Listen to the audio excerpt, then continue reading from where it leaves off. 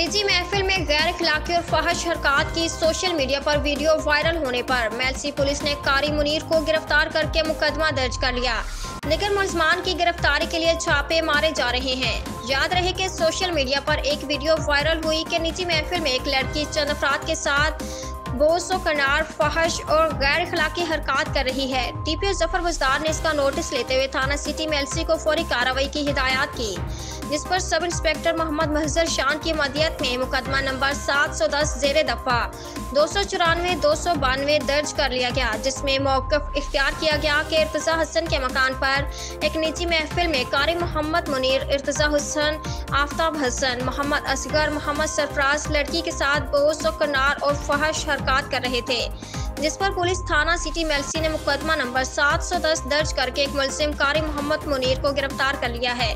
दीगर मुलजमान की गिरफ्तारी के लिए खसूसी टीमें तश्कील दे दी गई हैं।